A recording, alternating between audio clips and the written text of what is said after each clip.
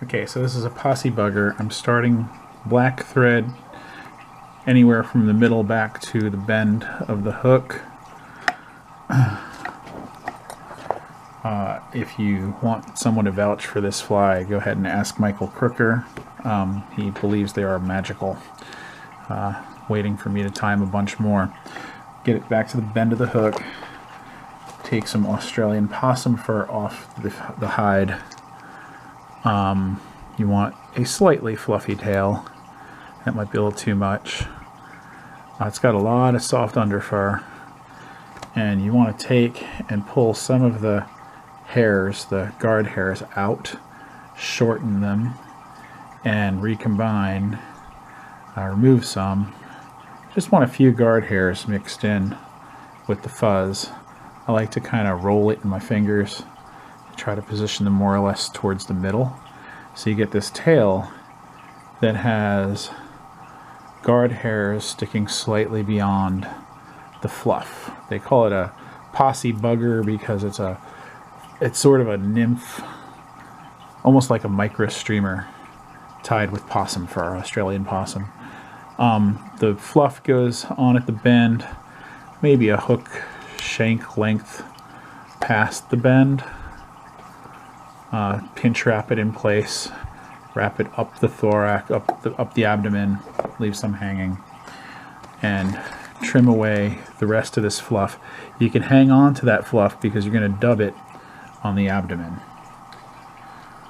Next thing we do is take some pearl tinsel.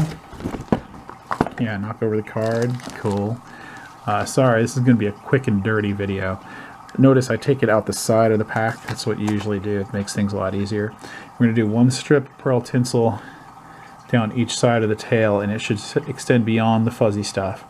So I'll lay it on this side, trap it, give it a couple wraps to hold it in place. Then I like to pull it down the far side, folding it, wrap all the way down, try to reposition to keep that tinsel on this side facing us. Once we're down there, trim the little strands of tinsel to match. Boom, more or less. Here's a little extra flash. So we're going to take some medium copper tinsel, or wire, I mean, wrap it alongside the hook shank. You always do that on a nymph just to make sure that the bug stays flat. It's not going to be symmetrical, but the fish don't generally care. All nymphs are pretty flat. And then besides that copper, we're going to have a single strand of the pearl tinsel tied in too to follow it up the shank of the hook. As you can tell, this is not the greatest thread. These are really pretty fast and dirty. They're not the easiest fly to tie, but they're not that difficult either, really. Good one to learn how to dub with, especially if you've got some good natural possum fur. Australian possum is something that got loose in New Zealand, and the guys at Umpqua were looking for a way to use the fur of these critters because they're doing some serious damage in New Zealand where we've got all those also non-native trout. But anyway, take the fuzz that you took off of the tail and you spin it clockwise. Once you get it started, just kind of pressing it into the thread, kind of inch it up till it touches the shank of the hook, and give it a turn or two just to get it started. Once it's trapped on there, you can continue to spin clockwise to tighten it. You're looking to make this body taper from thin to thicker. And notice we got a little thin part there. There's no rule that says that you have to go in one direction with this. A lot of people seem to think you got to make the perfect dubbing noodle and make sure it starts thin and it gets thicker on its own. Not important. You can move back and forth. The important thing is to make it somewhat cigar shaped, where it starts thin, gets thicker. And honestly, on this fly, you'll notice there's little chunks of the fur falling off because I'm intentionally trying to keep it a little bit fuzzy. A little bit of extra fur flying away from it is not a bad thing. This stuff is very soft. It moves really nicely in the water.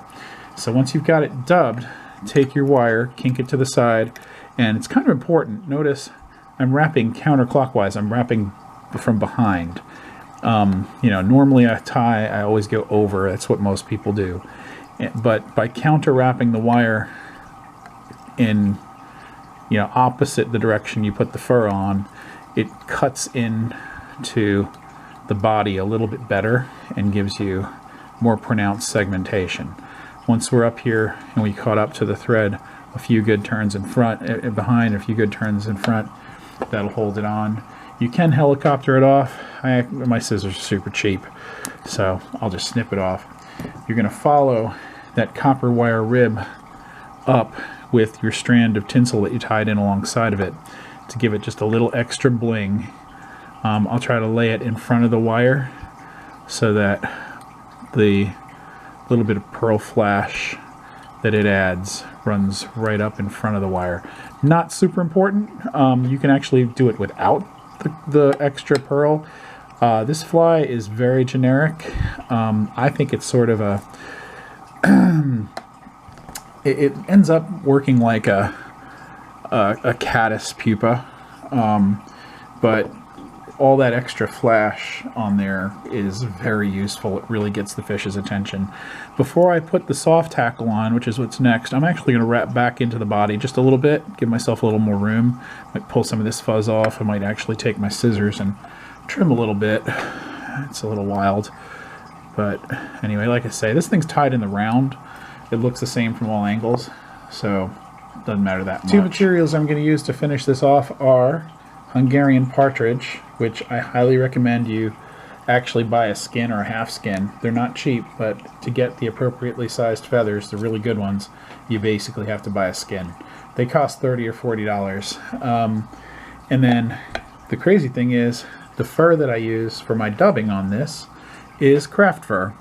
If I take a little piece of this craft fur and cut it off very close to the, quote, hide, like this little tuft right here of craft fur really is like fur. If I take this stuff and just pull the fluff out from underneath, the under fur, I mean, if I really wanted to, if I was super stingy, rather than throwing out the hair itself, I could actually use this for a streamer fly.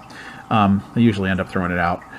But this fuzz under here, this synthetic fuzz, is real crinkly and buggy, and for a lot of applications, especially for like a caddis fly, it's got that translucence to it, that shininess, and it really looks like bug legs.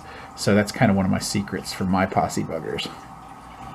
So to prepare my Hungarian partridge feather, I strip away the fluff from the base of the feather, and I'm going to lay it with the concave shiny side towards me. Put it right up against the shank of the hook to take 2 turns and pull tight. 2 is the magic number. Little pinch wrap type deal. And this is a cheap vise, so I'm going to reposition the hook. I do not tie with high-end stuff. I just tie fast and lots of stuff. I'm very prolific. The fish don't seem to mind. The bead is an 1/8 inch bead. This one's tungsten, doesn't have to be. Take your Hungarian partridge, catch it by the tip with hackle pliers, and then it's important to fold the hackle back. So taking your 2 fingers, just pull while it's attached to the shank, pull the feather between your 2 fingers, and it folds the hackle. The legs all kind of tent back along the stem. 2 turns of this stuff is really all you need. As much as you're going to get on there with a little feather like this, really, 2 to 3 is plenty. So it's like 1 right there, 1.5.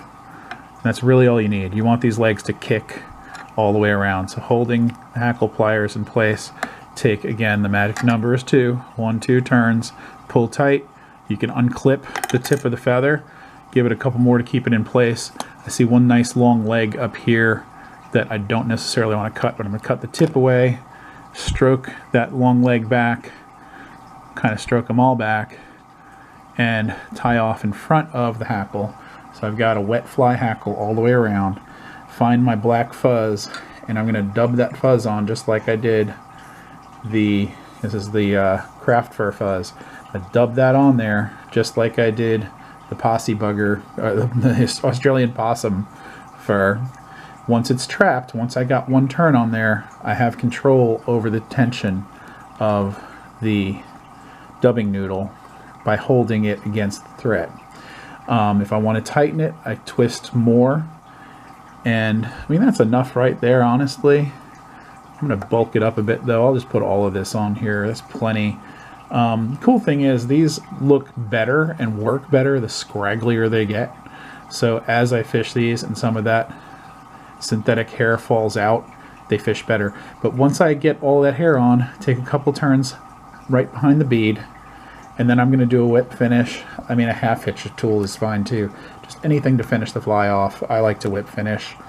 Again, now I'm using 3/0 black thread. This is super heavy thread, more or less, so you can see. A 6/0 brown, anything dark is fine. By the end of this fly, all the thread is hidden under the bead anyway. Couple half hitches, snip it off. I'm going to put a drop of glue in there, a drop of head cement, quote unquote. In other words, not head cement, but nail polish. And that right there is a Possie Bugger, if this thing will get in focus. Anyway, you get the idea.